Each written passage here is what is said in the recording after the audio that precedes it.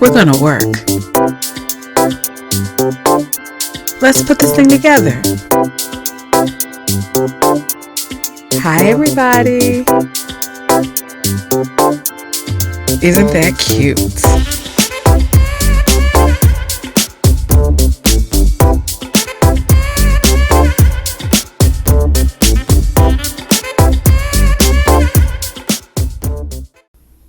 And let's begin our design on a 12 by 12 canvas. Going to go to File, Merge, and in the Stacy folder, I'm going to find the SVG.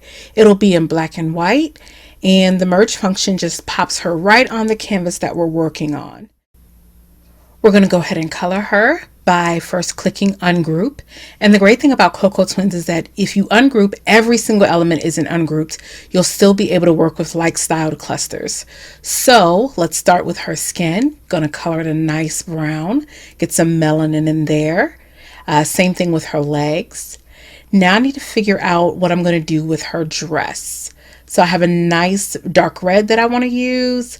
And I'm really matchy, so I'll do her whole dress like that, and then pick a nice complementary color for her belt.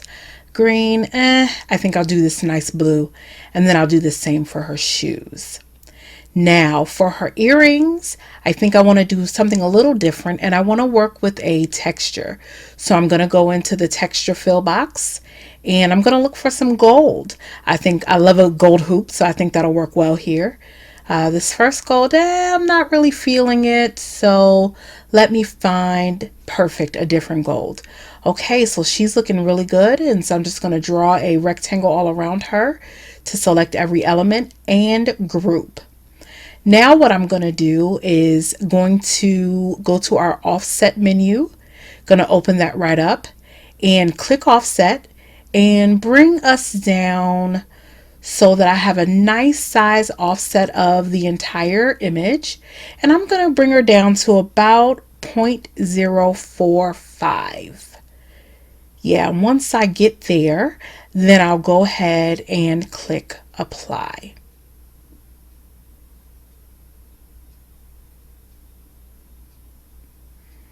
Okay, so now I can kind of move on to the second element. Going to draw a rectangle around the offset and the image and group her and move her to the side. Now, since this is going to be a 5 by 7 card, I want to play with the front of the card to make sure that I have all my sizing right. So in the transformation window, I'm going to click on scale, and I'm going to change the dimensions to 4.75 inches by 6.75 inches. I like to have a 1/4 of an inch border all around the size of my card. After I get my rectangle all set, I'm going to bring Stacy back into play here and size her down. I always use one of the squares in the corner, so that way it kind of keeps its size and dimension. It doesn't get distorted. All right, so I'm going to play with her here until I get her all set and ready to go and placed on the card where I want her. Looks good.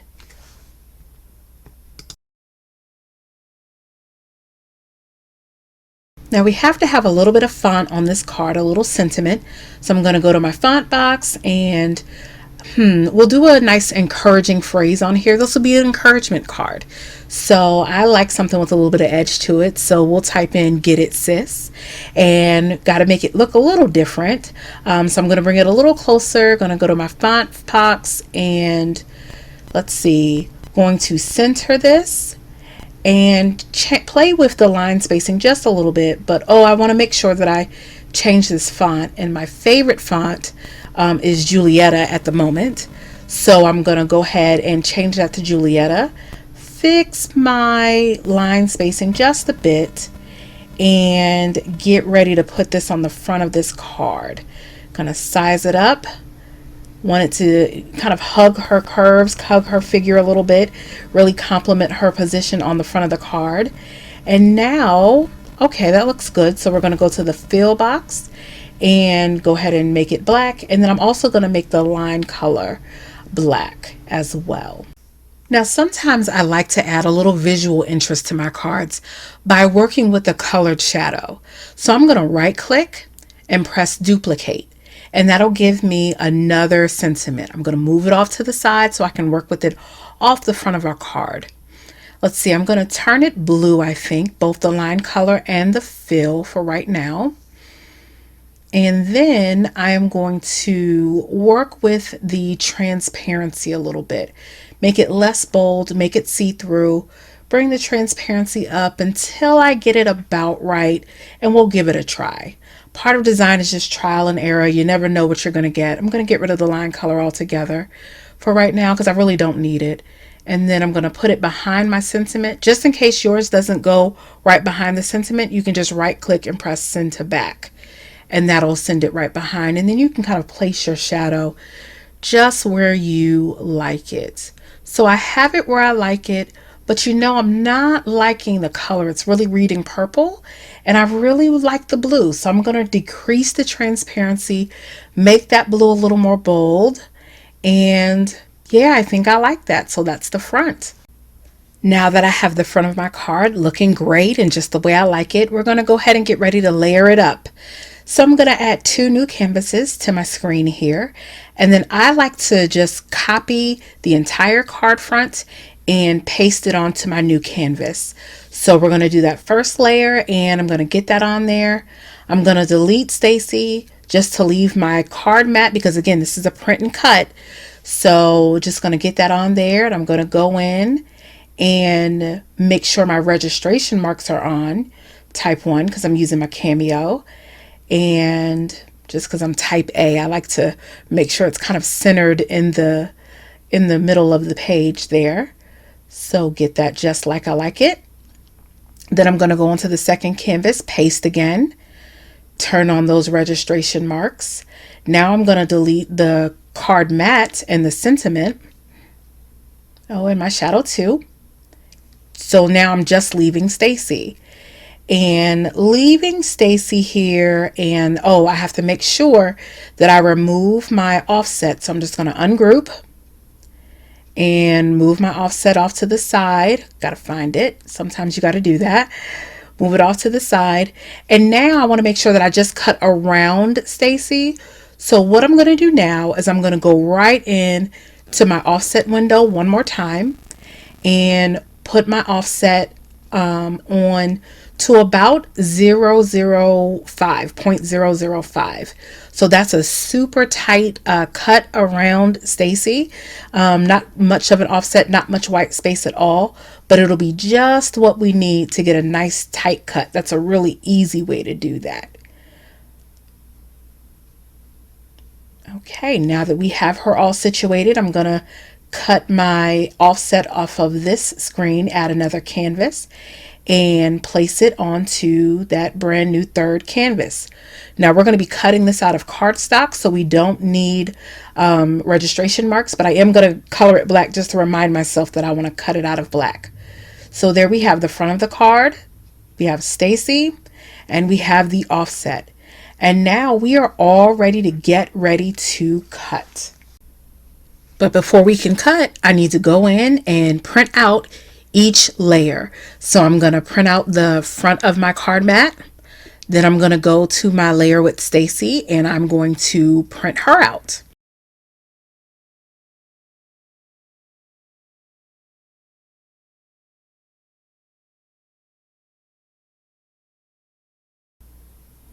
Now that everything is all printed out, let's go ahead and go to our send menu so I can show you how I set up my cut settings.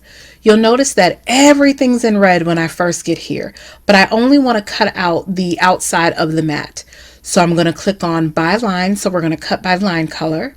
I'm going to uncheck black or any other color other than the red that I want for my outside mat. And so now we're all good to go on this level, on this layer rather.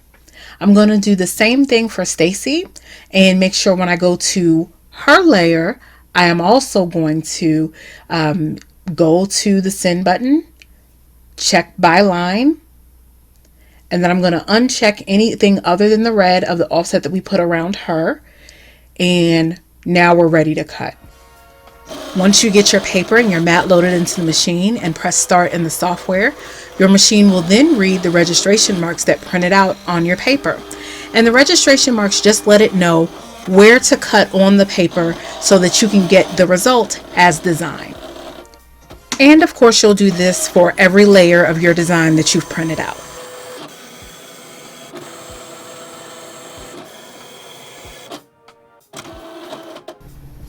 And once we're done with the print and cut, I'm also going to take a moment to cut out the offset that we put in our design. Okay, so now that we've designed and cut, we have all the elements of our card front done. So here is our card mat that goes on the front. Here is lovely Stacy, all colored and beautiful. And then we also have the offset that I showed you guys. And I wanted to do this because we cut Stacy out in regular cardstock.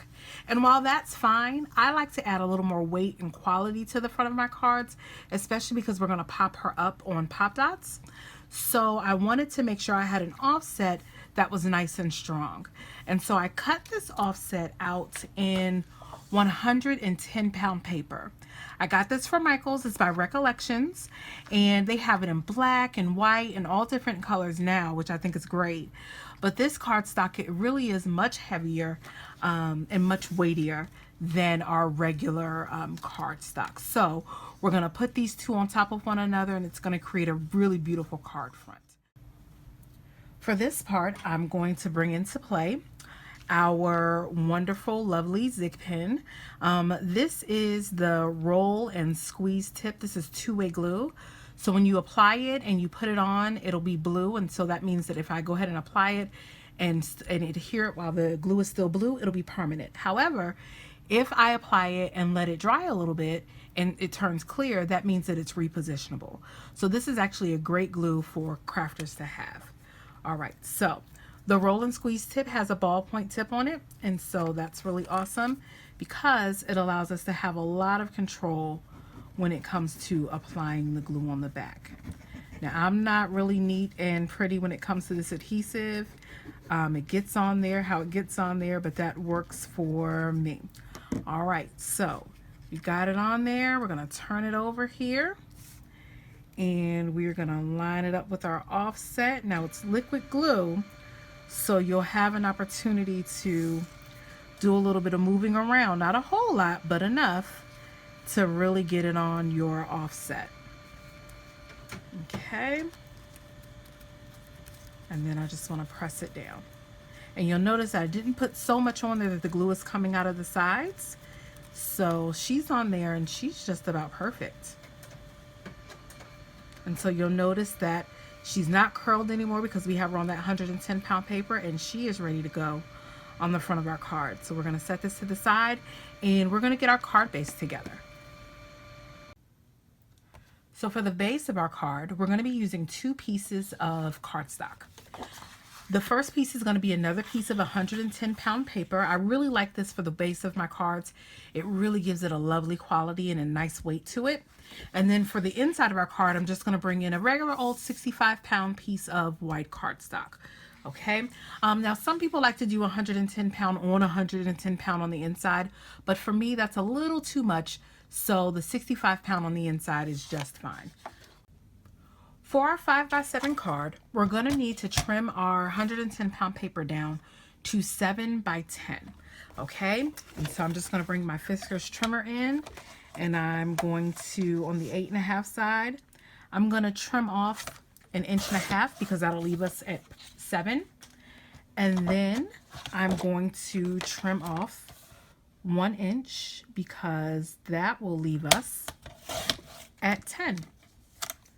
Alrighty, and then for the other inside, for the other piece of cardstock on the inside, we are going to cut this down. It's 5x7, and I like 1/4 inch border around. So we're going to cut at 4 3/4 by, let me extend my arm here.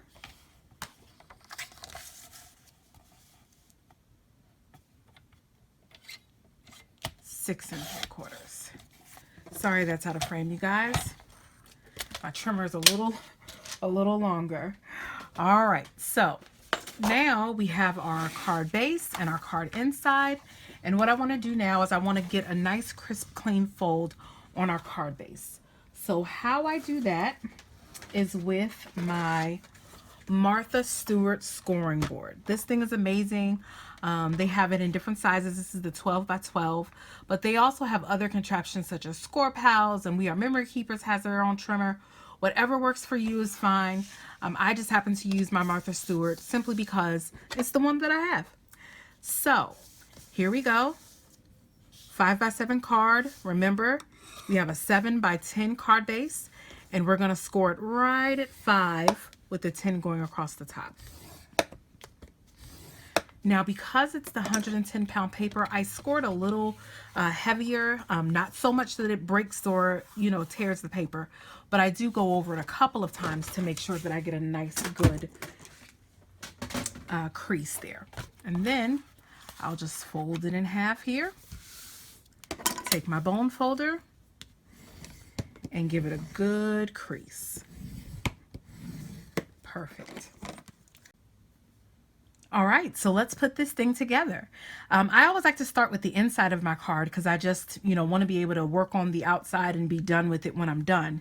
So I'm going to go ahead and do a little bit of work on the inside of this card. It's going to be blank, but I am going to ink the edges using some Versa Magic Dewdrops. And I'm going to use this Aegean blue to kind of complement her blue belt and blue shoes. And all I'm going to do is quickly go around the edges. And this adds just a pop of color. Doesn't do a whole lot, but it does tie in some other elements. And then once I go all around the edges, sometimes what I'll do is I'll just hit the corners just like that. So that way it brings the color in a little bit so we can see it a little bit more. Okay. Now, flip this over. I'm going to grab my ATG gun or whatever glue runner you like and apply some adhesive to the back of the card.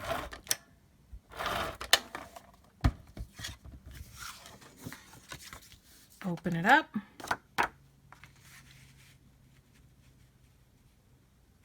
And apply it. And you'll notice that I have a nice little 1/4 inch border all the way around. Now, let's work on the front. We're going to do the same thing here. I am going to quickly and carefully ink the edges here.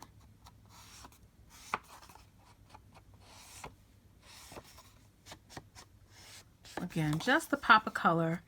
And I feel like it adds just a little bit of polish to your card.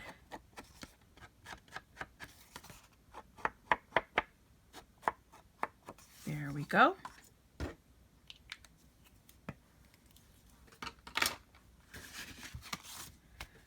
Now, I'm going to bring our ATG in.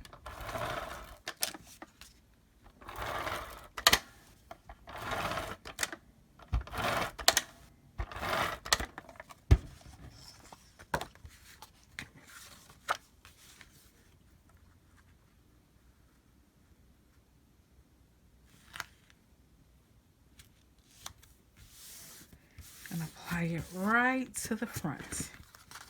There we go. Now, I'm going to bring Stacy in and make sure she still looks fabulous here on the front of our card. Then I'm going to bring in some dimensional foam dots that I get from Michaels. I'll show you this packaging. These are foam adhesive squares. Get them by Recollections. Get them right from Michaels. Always great to grab those up when there's a good sale or 20% off of everything. So then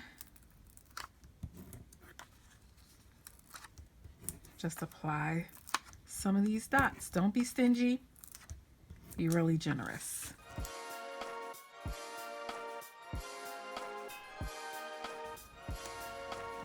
And then we're going to take Stacy here line her up and sit her right on the front of our card. And we're going to press down. And there it is. We have a beautiful print and cut card. Simple, easy, and very elegant. And I'm sure whoever will receive this will be very impressed and will really appreciate the sentiment behind you making them such a great card. Okay, y'all, so I hope you enjoyed today's tutorial. And if you haven't already, I really hope you'll give a print and cut card a try. And go check out Coco Twin. She has some great images. I'll make sure I put the link down in the description box. And if you decide to give it a try and use any image that you find, tag me on IG at Shawnna so I can see what you create. I would love to see what you guys come up with. All right, so until the next time, I hope y'all have a great day. Thanks so much. Be sure to click like and subscribe. Y'all have a good one.